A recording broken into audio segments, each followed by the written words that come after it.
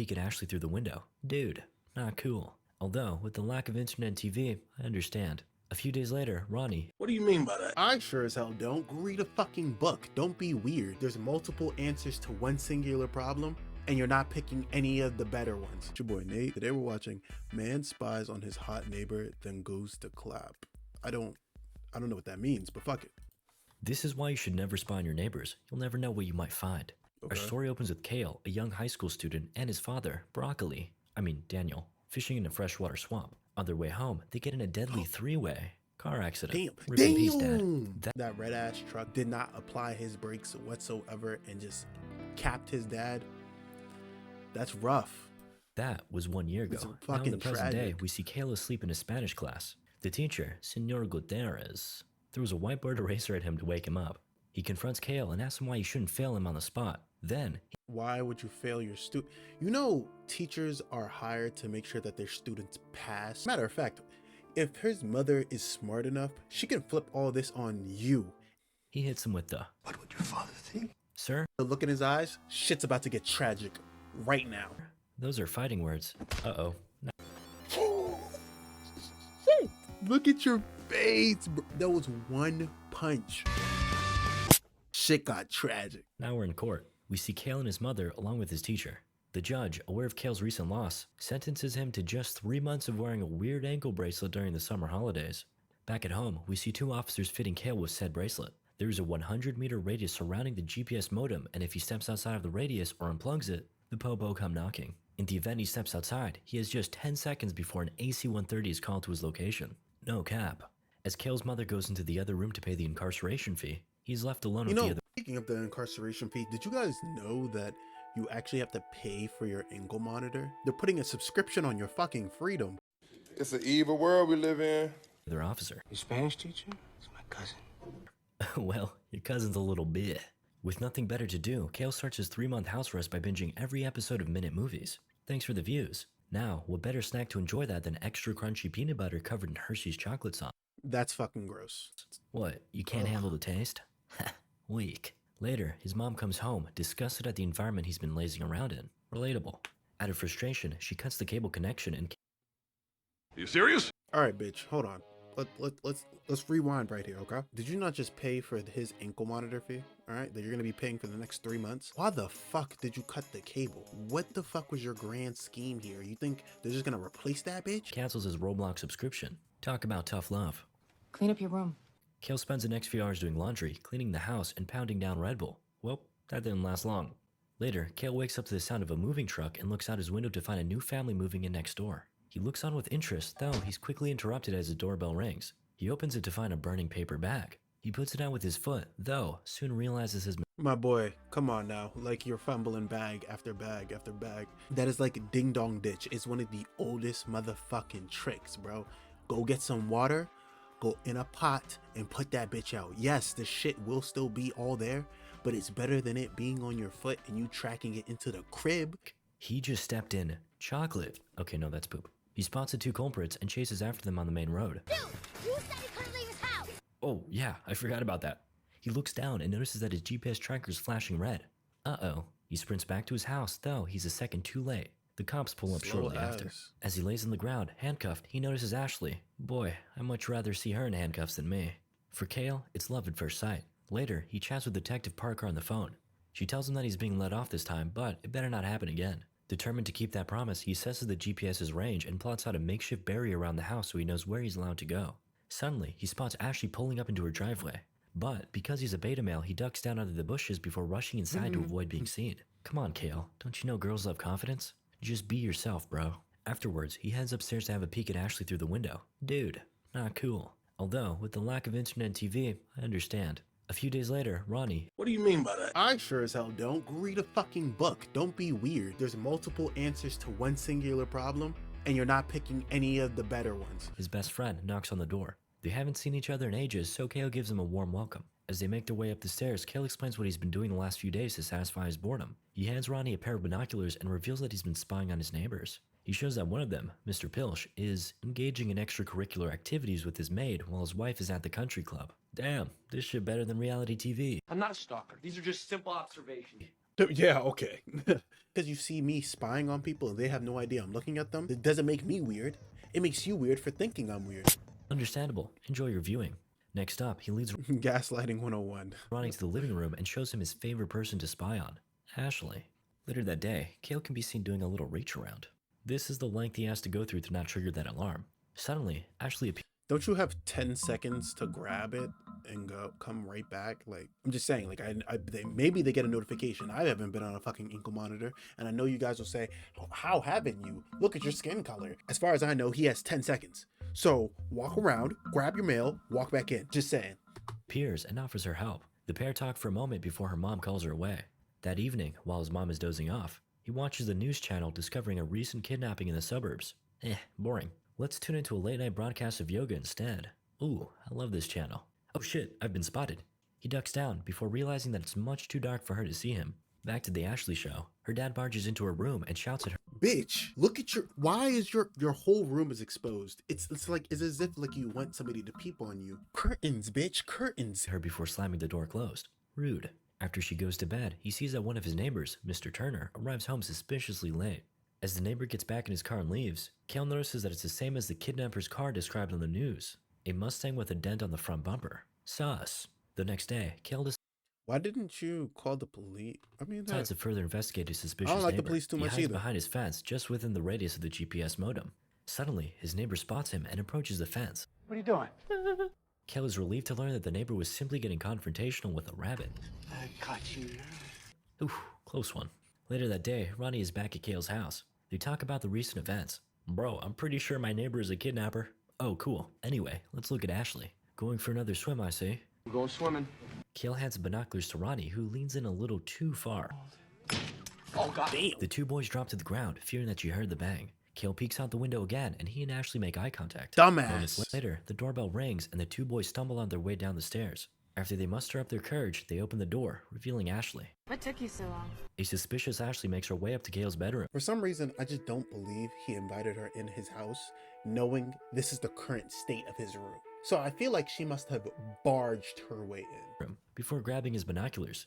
Have you been spying on me? What? No, Boy, you better become a D1 gaslighter or liar in these next 2 seconds once I unpause.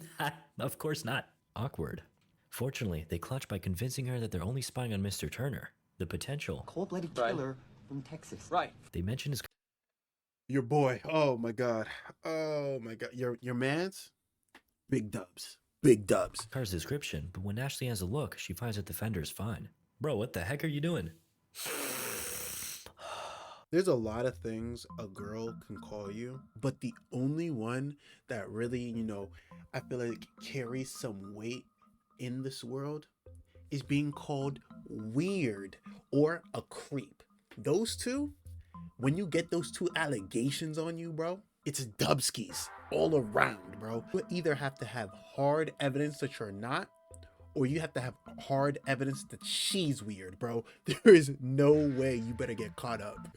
Later that night, the three teens set themselves up for a stakeout. Ronnie gets a bunch of snooping equipment from his uncle, and they proceed with a night of sussy spying.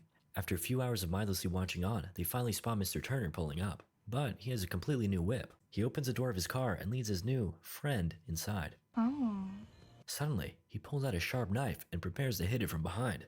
The two teens look on with horror, but before he penetrates, he ends up cutting off the price tag from her new dress instead. That man oh, made- he's a sugar daddy. That's only slightly less worse than a kidnapper. Well, so much for that murder mystery. The group ends up calling it a night, and Kale walks Ashley back home. Well, as far as he can.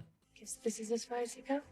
The pair share a romantic moment before Kale heads back. After returning to his room, he immediately starts spying on Mr. Turner again. My boy's addicted. This time, upon looking through the camera, he sees the woman running to escape the house. He begins recording the incident, but this dummy leaves the flash on.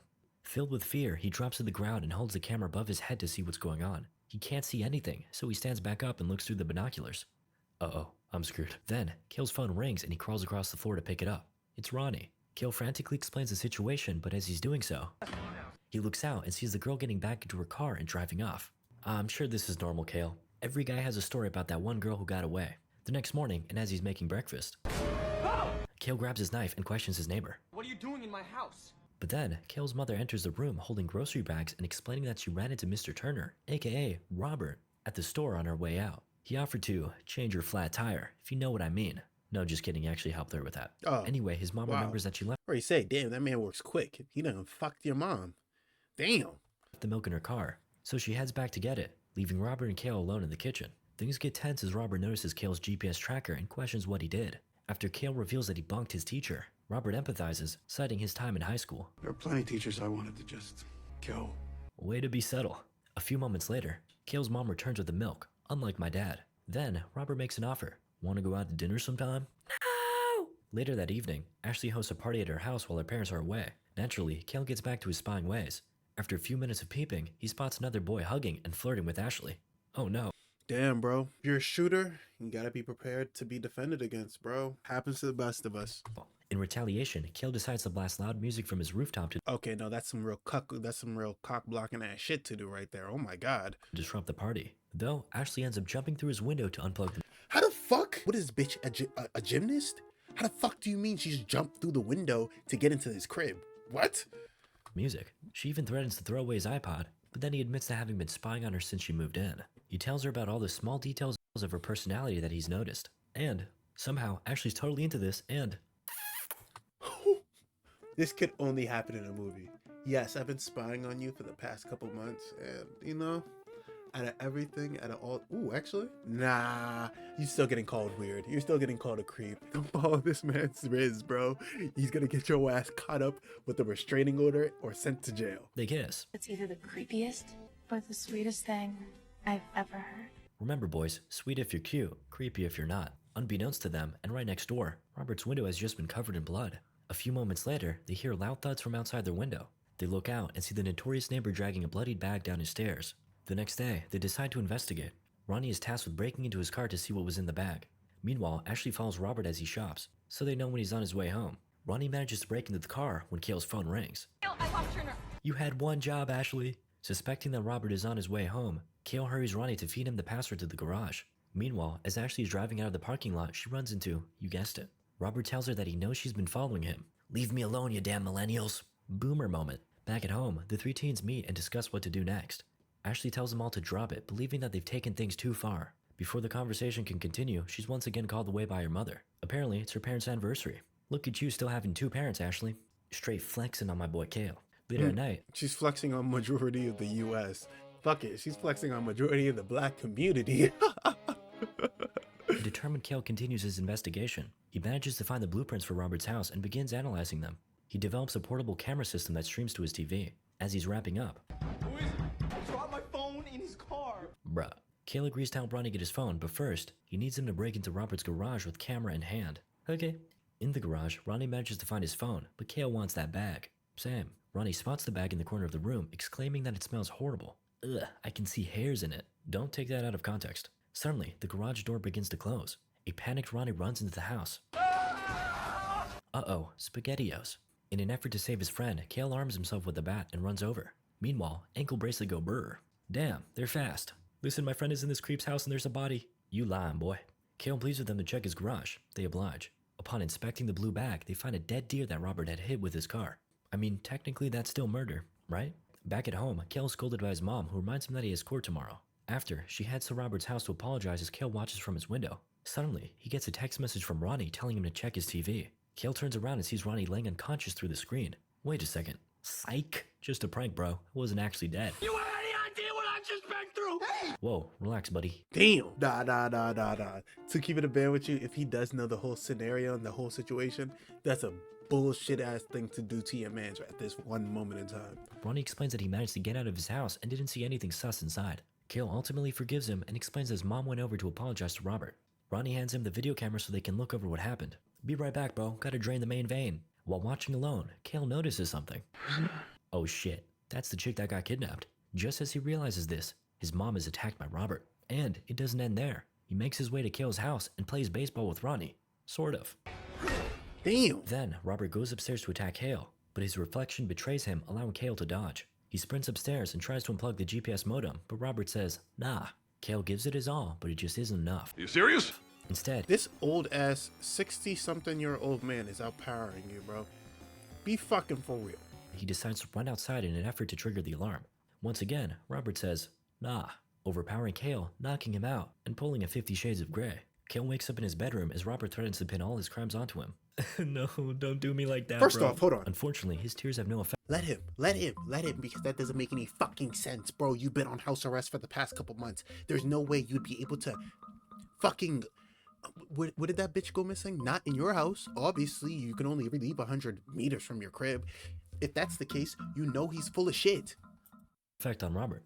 He forces him to write down an admission of guilt, but before he can, Ashley breaks into the house. This gives Kale one last chance to attack Robert. Oh hell yeah, Ashley joins in for a quick assist.